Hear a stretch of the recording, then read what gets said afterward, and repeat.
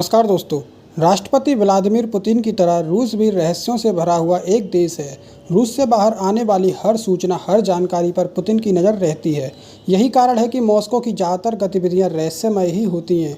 जैसे कि पूर्वी रूस के साइबेरिया इलाके में एक खदान शहर है जो दुनिया में अपनी तरह का इकलौता है। 1960 तक इस खदान का संचालन शुरू हो गया और यह हीरे उगलने लगी। संचालन शुरू होने के बाद पहले दशक में खदान ने प्रति वर्ष 10 करोड़ कैरेट हीरे का उत्पादन किया, जिसमें 20% हीरे क्वालिटी वाले थे। तो आइए जानते हैं इसी हीरे उगलने वाली और अपने ऊपर उड़ने वाली किसी भी चीज़ को खींच लेने वाली इस रहस्यमय खदान के बारे में।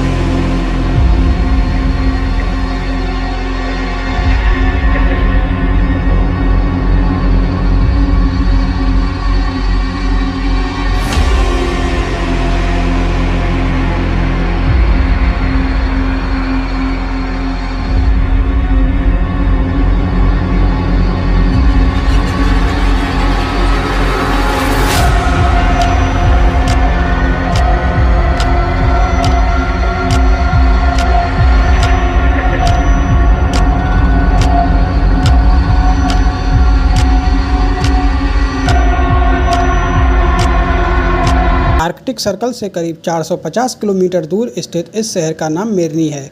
डेली स्टार की रिपोर्ट के अनुसार यह शहर एक खुले मुंह वाली हीरे की खदान के आसपास बसा हुआ है, जो 1722 फीट से अधिक गहरी है और इसका डायमीटर 3900 फीट है।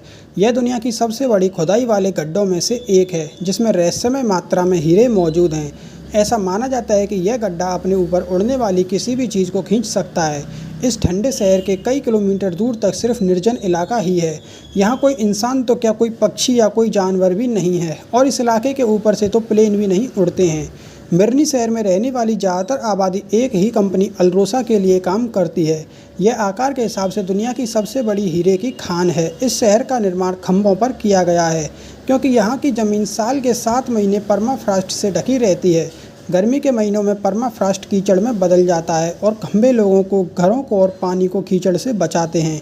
अनुमान यह है कि यह शहर 1955 में बसा था, जब सोवियत संघ सेकेंड वर्ल्ड वॉर के बाद खुद को दोबारा खड़ा कर रहा था।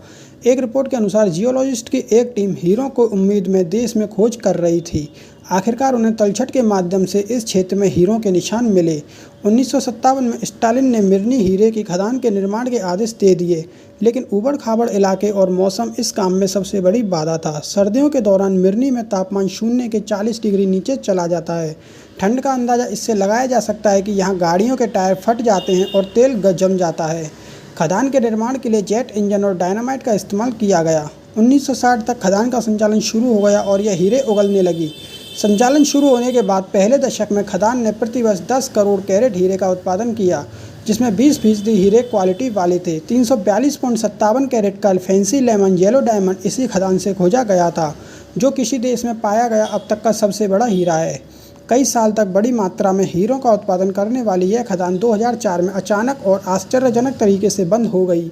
जब यहां पर काम करने वाले अधिकारियों से इस खदान को बंद करने का कारण पूछा गया तो अधिकारियों ने कहा कि बाढ़ के कारण अब यहां खुदाई करना संभव नहीं है। लोगों को इन दावों पर विश्वास नहीं हुआ, लेकिन कई साल तक यह विशालकाय गड्ढा सुनसान और अलग थलग पड़ा रहा।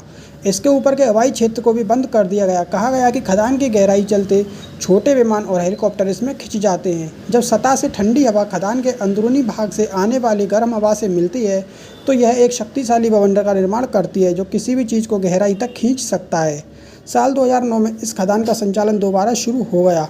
एक रिपोर्ट के मुताबिक अब यह 50 साल तक चलता रहेगा। इन्फॉर्मेशन अच्छी लगी तो वीडियो को लाइक और चैनल को सब्सक्राइब कीजिए।